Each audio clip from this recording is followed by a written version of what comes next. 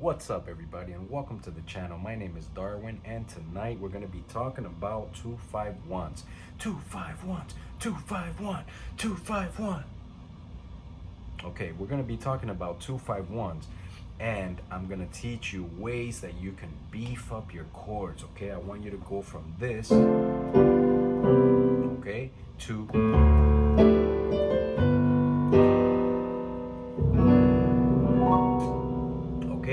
now, when we're talking about 2-5-1s, we're also talking about chord substitutions, we're talking about shell voicings, we're talking about rootless chords. So let's get into it. All right, guys, so let's construct our first chord, and it's gonna be a 2-5-1 in the key of C major. And quickly, for those of you who are unfamiliar with what a 2-5-1 is, it is constructing a chord from the second degree of the scale, which is D, because we're in the key of C.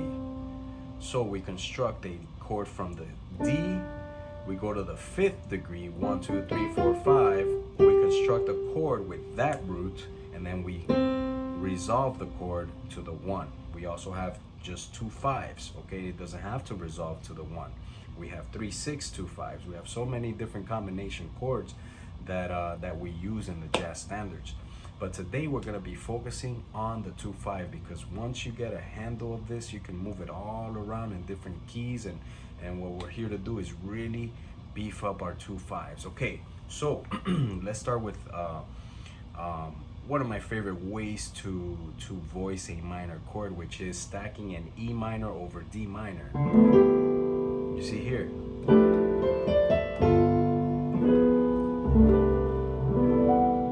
So what I did was, this E minor comes from the upper structure of a D minor 7 chord. Okay, it's like the altered, it's like the upper structures of a dominant chord. You got the 1, 3, 5, flat 7, you got the 9th, right? You got the 11th and 13th. Okay, it's the same thing. This is the upper structures of a minor chord. Now, what we do is, we have these triads, and we can combine these triads and the inversions here, all right, to make these really nice warm chords. Okay, so that's one way you can do it. Now you can choose, you can mix and match the inversions however you like. You know, that's up to you. You can, you know, take time and, you know, even write them down and move them around in different keys. You know what, I like this combination right here. I'm gonna move just this combination all around in all the chords.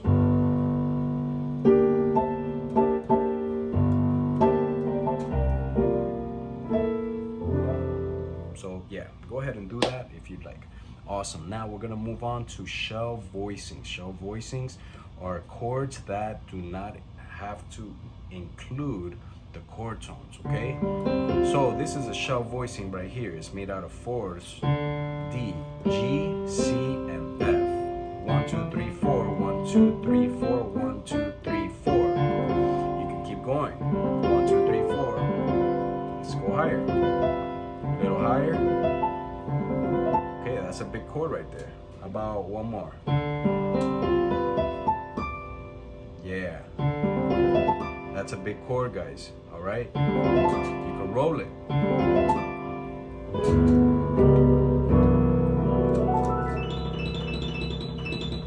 Okay, so how do we get there? Basically, what you want to do is get familiar with constructing just 4-note shell voice chords, okay? And then you move to the chord tones. You build a shell voice from all the chord tones. You F, B, E, A, and then you move to the 5th. Okay, and then you move to the 7th. Okay, you want to get familiar with what this feels like starting on the chord tones. And then you can start adding voices here, yeah?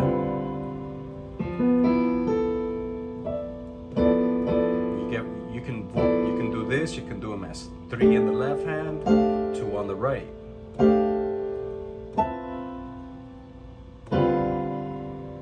That's D on the bass for D minor. That's F.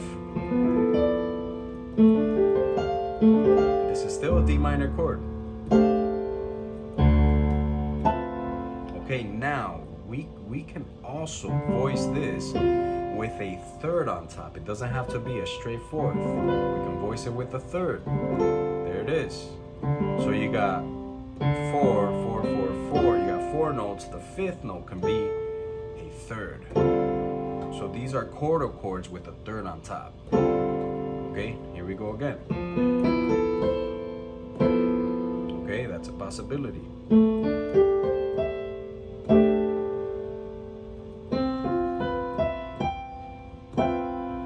We're voicing the chord chords with a third on top.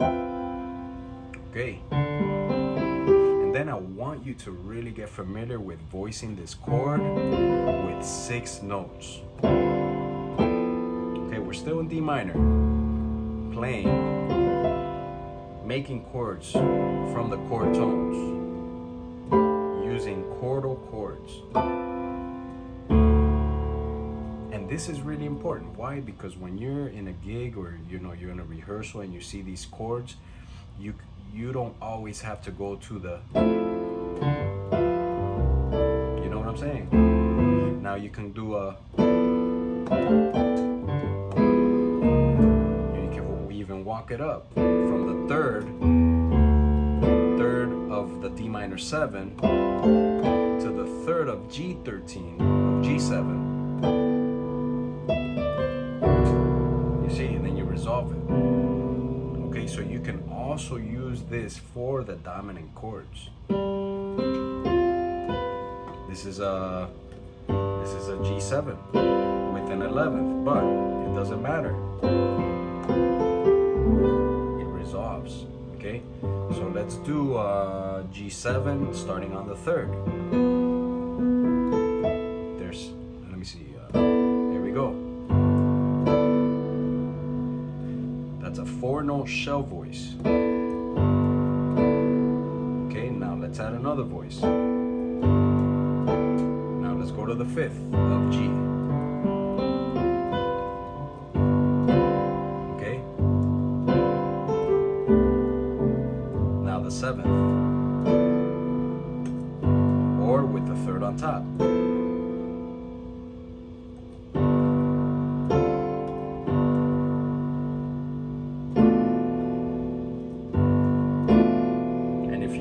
We're working with rootless chords. Okay, so if you're working in a solo piano setting, having these chords in your arsenal, believe me, it'll open up your sound, and the whole room will really feel the sonorities that you're gifting them with. Really, it's a gift. It really is a gift. So let's get down to voicing a dominant chord. Okay. Voicing a dominant chord. The way I like to voice a dominant chord is first going through all the possibilities of how to voice a dominant chord.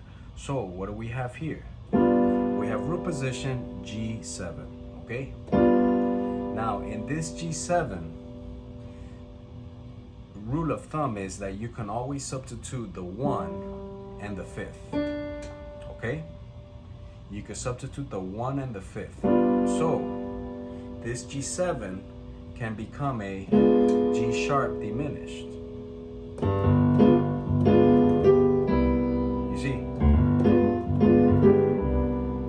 this G7 can become a G9 right here.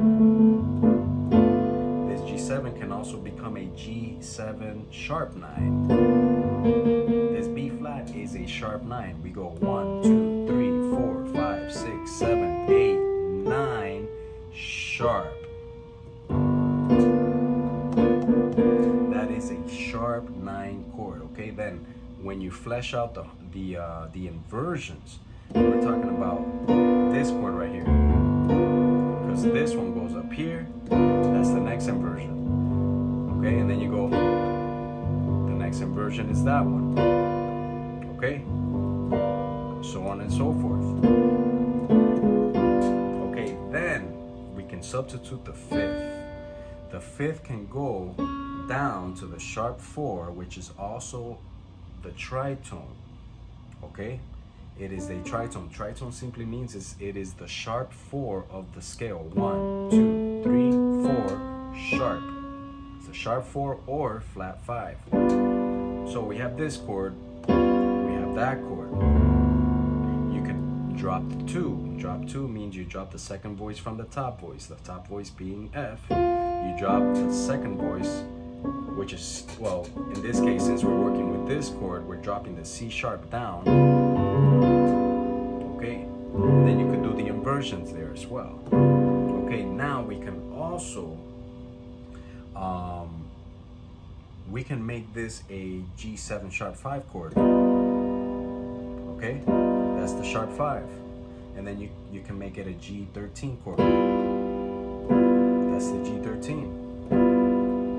Okay.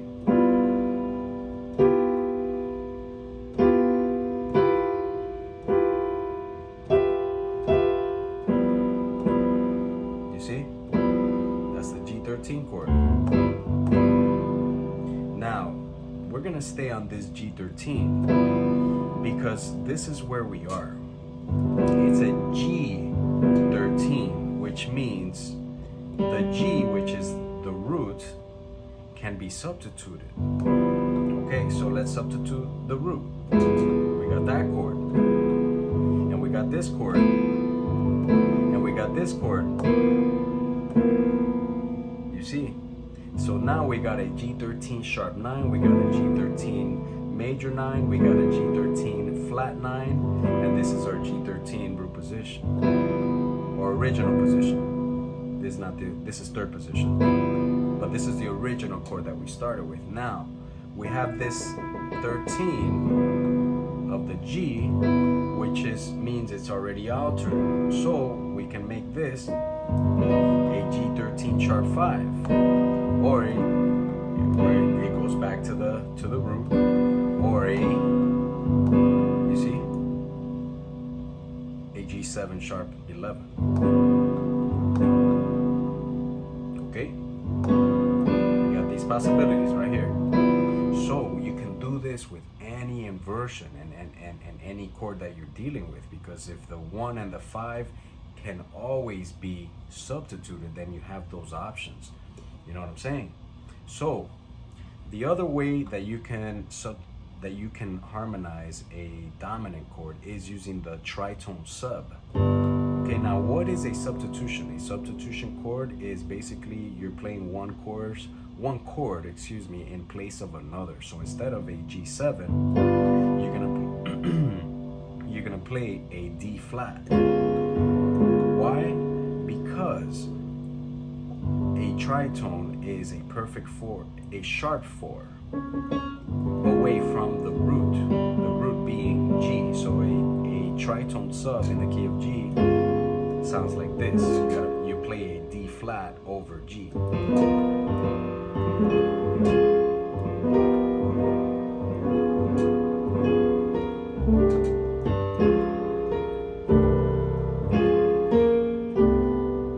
See how that works? Okay, now let's get back to the dominants, because dominants are really important for us to understand. I want to do one more inversion of G7. Let's do second inversion of G7, okay? So here we have the 5th, and we have the tonic, okay? The tonic, G7, the root, no. So if we know that this one and this one can be substituted, that means that we can go here, we can go here, here, and here. So we are altering the 5th. Now here we have the root, and let's alter the root. We go up one more, and we go up one more. You see? Let's go up one more inversion. Well, actually, that's the one we started with. Okay, so let's do the first inversion. Let's do the first inversion.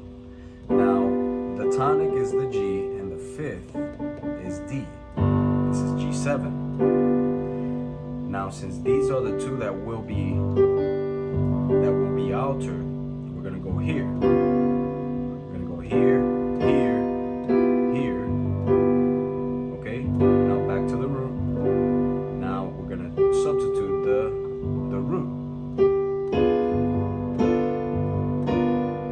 Okay. You see how that works?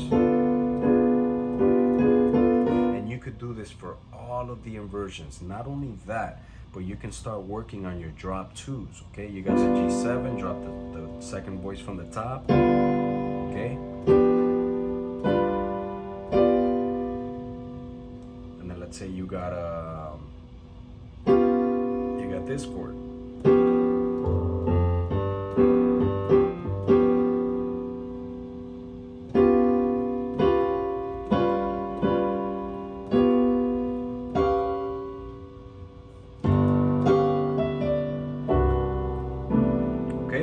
Beautiful, guys. Beautiful. We're making headway, guys. We're making headway, and do not be discouraged. You know, I know this is a lot of information, but as long as you take your time, you know, go slow, because sometimes the slower you go, the more focus you have, then the faster and deeper the information will reach your subconscious mind.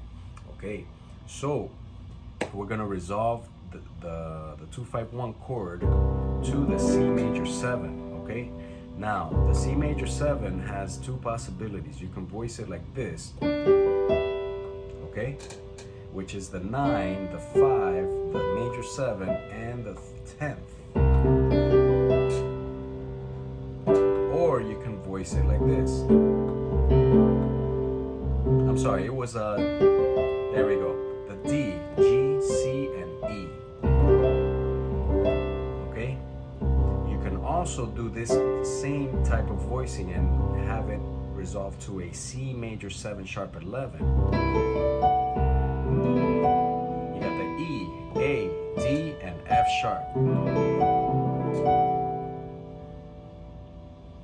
Okay, the next possibility is on the 6. You got the A, D, G, and B. Those are the three possibilities. You got the D, G, C, and E. You got the E, A, D, and F sharp for a C major 7, sharp 11. And then you have the A, D, G, and B. Those are really, really nice thick chords for you to have. You can move them around in different keys.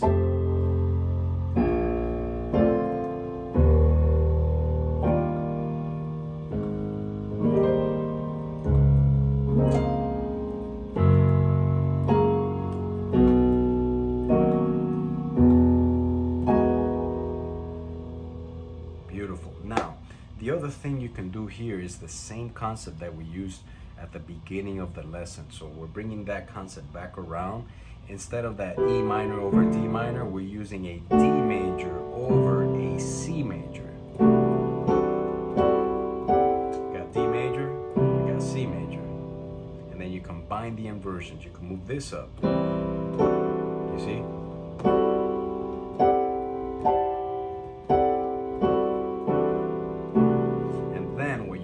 If you want to move this around in different keys, just a root position.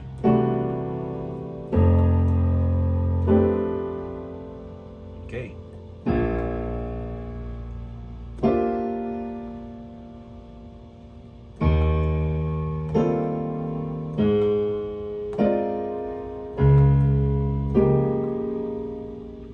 Then you go one inversion at a time, and then you also move that around the circle of fourths. All right, guys, that is it for me tonight. I thank you for hanging out, and if you have any questions, you let me know. Hit a comment, subscribe, hit a like, send it to a friend, somebody you don't like. Maybe if you didn't like this video, you can send it to somebody you don't like. So I appreciate it. See you on the next one, guys. This is Piano Mastery Sessions. Peace.